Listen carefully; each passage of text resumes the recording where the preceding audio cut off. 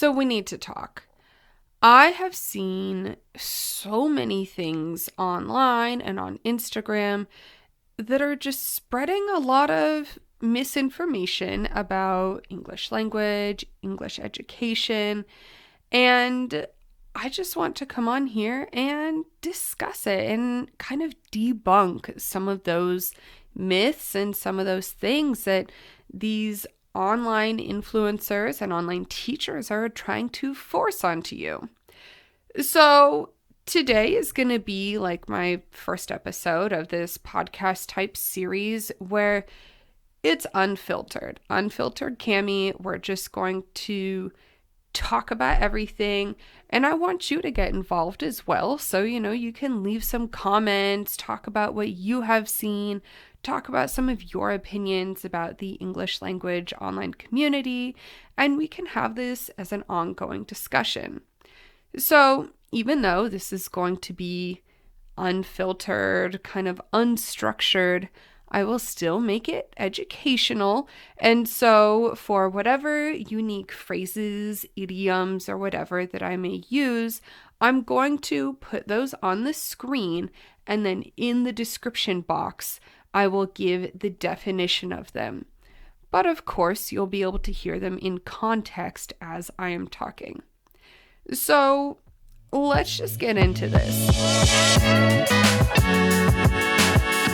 The first thing that has always just bothered me about what people are being taught in other countries is how to describe the time in English. Like, I hear a lot of people trying to think and calculate, it's 11:30 or it's 11:45 and trying to think about all these things. No one says that anymore. It's not normal. Not at all. No one says that. And so it's just so unnecessary. It's a waste of your time to try and learn this. It's very simple to tell time in English, or at least in American English. Maybe in other countries they say it differently. If you see 11 and then 30, the time is simply 11:30. That's it. Now, in the United States, we don't use the 24-hour clock or military time. I know a lot of countries do. So, if you want to give the distinction between morning and night, then 11:30 a.m. or 11:30 p.m. But in most situations, it's not really necessary to give the a.m. or p.m. Like, if you're talking about eating lunch, you don't need to say, I eat lunch at 11:30 a.m. Obviously, you're eating lunch at 11:30 a.m. and not close to midnight. So the AM or PM is not necessary most of the time if you know what you're talking about in context. But don't worry about this 11:30 bullshit or 20 to 1. No one says that anymore. Literally in the United States, again, keep that in mind, in the United States, the only people that say this are really old people, like my grandparents' generation. So save your brain space, and for the love of God, just say 11:30. Don't worry about trying to do math when you're telling time. It's not necessary. Sorry, I'm getting sick. You can probably hear it in my voice, so I gotta get some water. Stay hydrated, folks. Sorry if you could hear that. Okay. I also have some notes, some talking points to kind of keep me on track. The next thing that really grinds my gears that I see all the time in these English education kinds of posts on Instagram is all of these don't say and then some pretty normal phrases. I saw one yesterday that said, "Don't say I love you. Instead, say I adore you. You complete me." Now, those other phrases are lovely. They're nice. But let me tell you, if my husband just straight up stopped saying I love you to me, ooh, I would be pissed. These phrases are totally normal. They're not basic.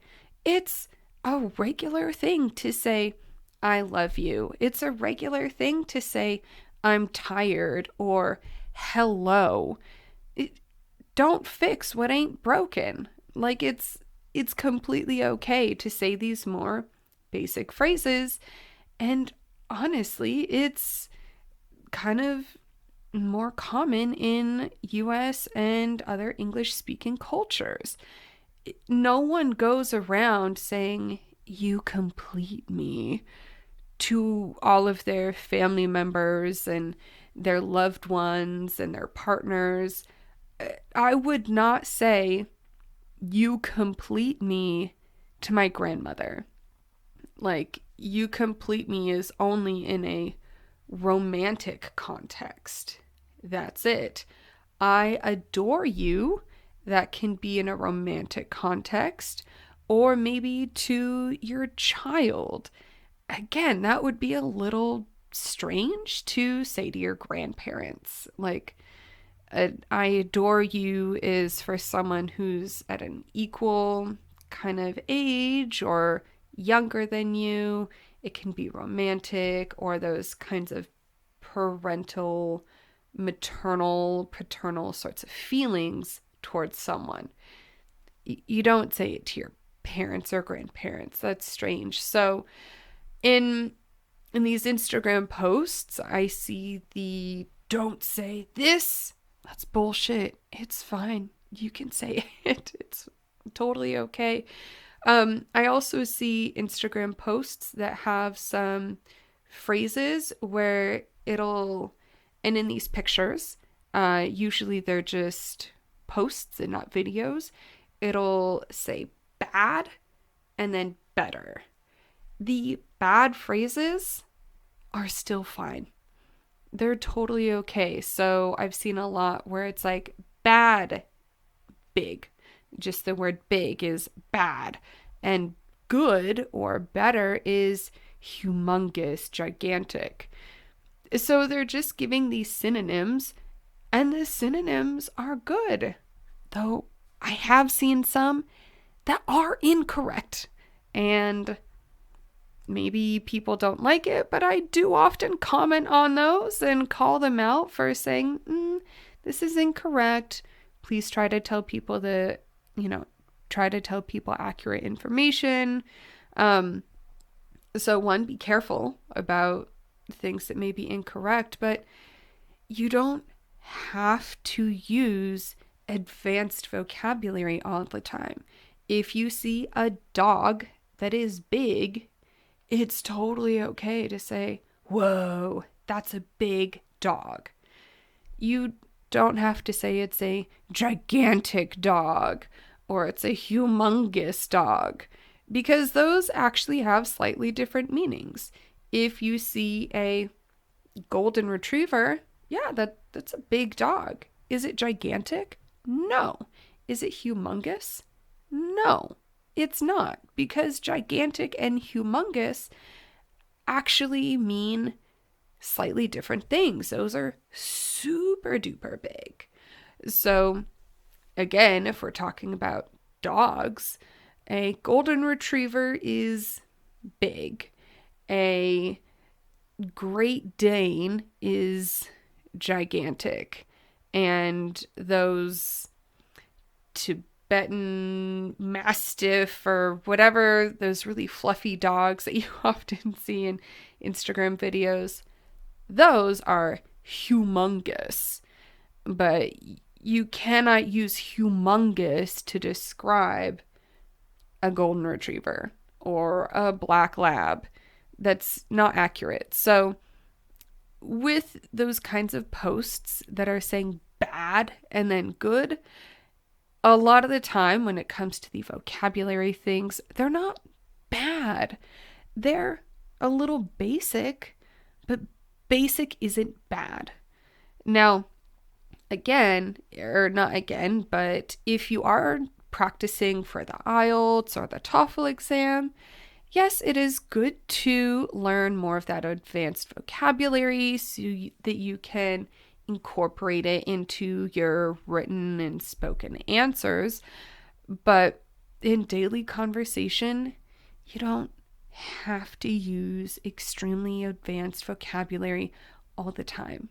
It's just not necessary.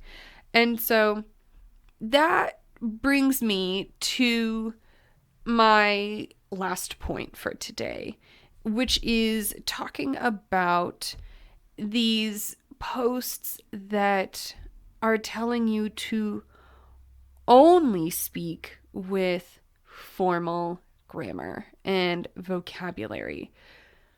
Don't do that.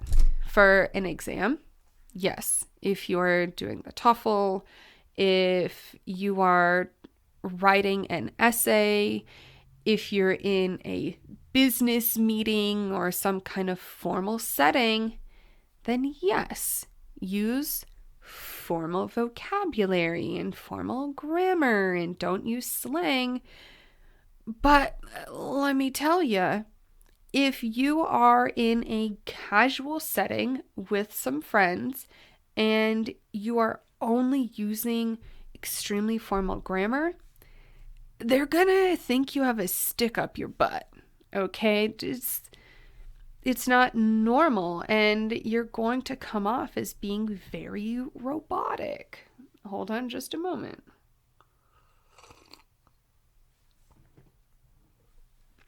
I tried to swallow far away from the camera so you wouldn't have to listen to it. I don't want this to be too ASMR-y. That's not what my channel's about.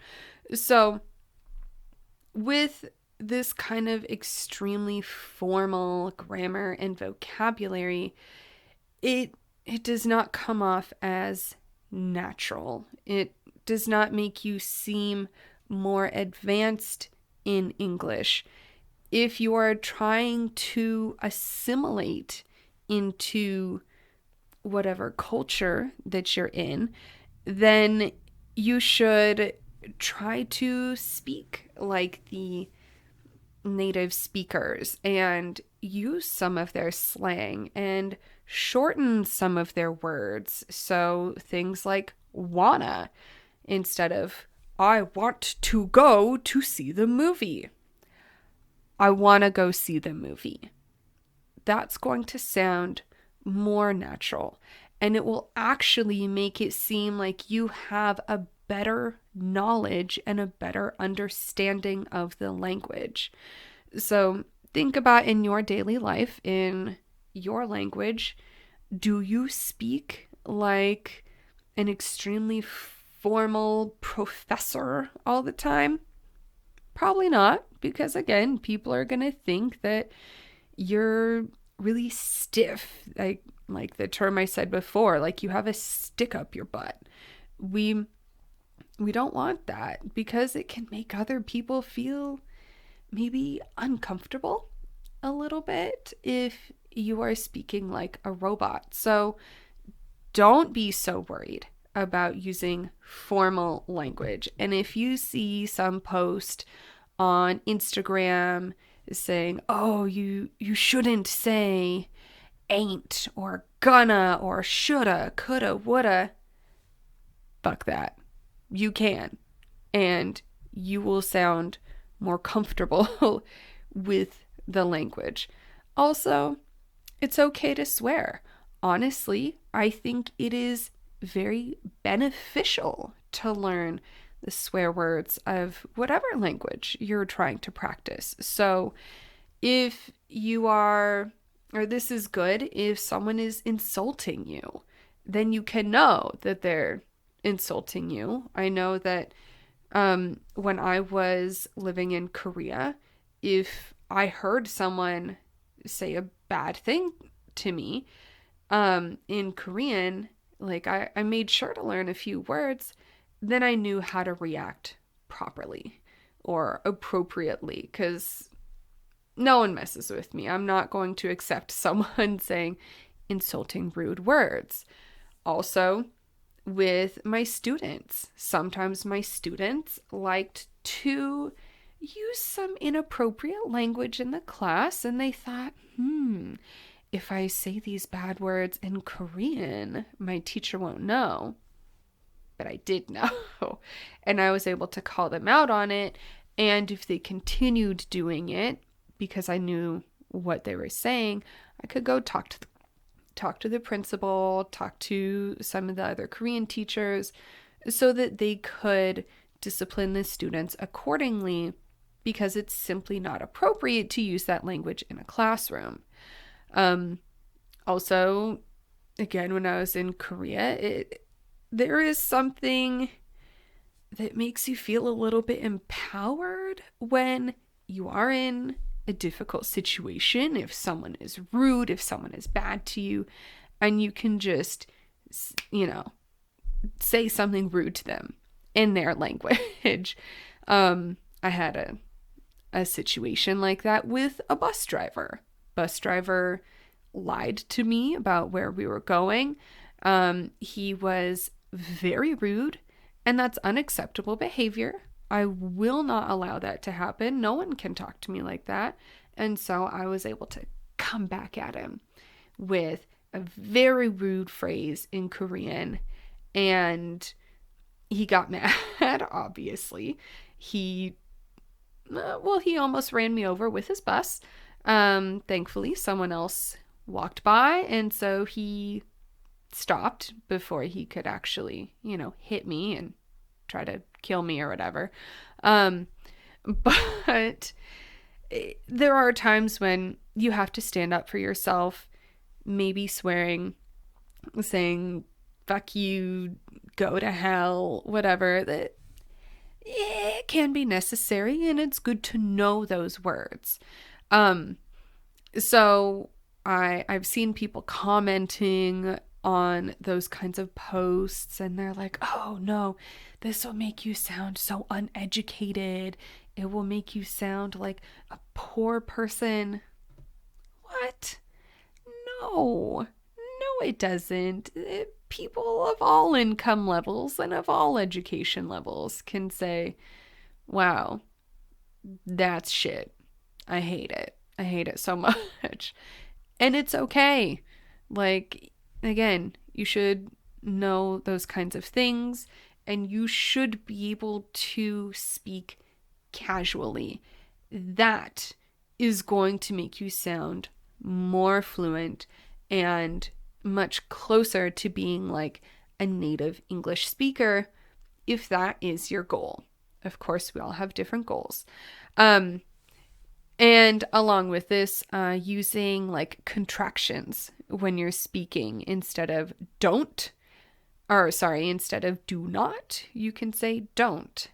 Because it's, again, too formal to say, I don't want to go to the movie. Use the contraction, don't. Sorry, I'm sick. I have sick brain. I do not want to go to the movie is awkward. I don't wanna go to the movie. Contract it, and then wanna, which is the casual kind of slang phrase.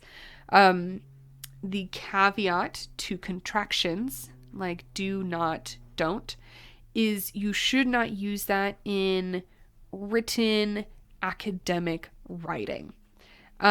So if you're writing an essay on the TOEFL or the IELTS or something, don't do that. You should separate those contractions and use the full words. But in emails, you can say don't. When you're talking, you should use those contractions because, again, if you speak and enunciate every single word, you won't sound comfortable with the language. You just won't. It will actually make it seem like you have less of an understanding. Okay? And that totally goes against what a lot of people are saying on Instagram. So, just be careful about who you're following, and with the advice that you see, take it with a grain of salt. Also, not to come off sounding rude, but a lot of these Instagram pages that have 100,000 followers, and they post so much content every day, they're not usually native English speakers, and I can tell by the things that they're writing, by some of their captions and stuff. So, again, what I mean by take it with a grain of salt is maybe they don't know better. I'm not saying that their English is bad, but I do see a lot of mistakes when they write their own content. So it is possible that they're just not vetting this material that they're reposting, and they're not actually checking it for accuracy. And also, they're not giving credit to the original poster, and that's just rude. Like, give credit for the stuff that you're reposting, so that whoever made the original content, because a lot of the stuff that they post is good. I'm not saying that it's all crap. A lot of it is good. You need to give credit to the original person, tag them or something, and don't just steal it for your own benefit. Like, come on, it's 2023. We need to be supporting each other and giving each other credit for what they are creating. Don't just steal content. That's BS. Don't do it. Okay. So that's about all I have to say for today. I have so many more things that I want to talk about. Not necessarily with like the Instagram community. That was just our topic for today. But for the next videos that I plan on making in this style, I will, choose another topic. And if there's something that you want me to talk about, put it in the comments. Let me know, and I can make another video, another unhinged Cami Corner chats kind of video. And we can have this be an interactive sort of conversation. So I hope you were able to learn something useful today, to get some little tips, so that this can help you on your journey for learning English or whatever language you may be learning, and so that you can feel more confident. Don't let the Instagram posts get you down, because they're too strict. All you need to do is just feel confident, because even if you make some mistakes, even if your grammar is not advanced or whatever, or if your vocabulary is not advanced, confidence is going to make you sound like you are at a higher level of English. Trust me, just feel comfortable. Feel confident in what you're saying. So, like I mentioned before, I will be noting the various vocabulary, slang, and things that I put in this, and it's going to be in the description box with the timestamps and the definitions of what I'm saying, so that you can implement some of these bullshit phrases that I said into your daily conversation. So don't forget to like and subscribe. And I do have conversation classes. I focus a lot on conversation, if that is your goal, to work on your casual conversational English. So you can check out my website if you would like a one-on-one sort of lesson. And make sure you also check out this video for how to improve your spoken English, and maybe why your English hasn't improved very much. So, after you finish watching this, click right over here and I'll see you later. Bye.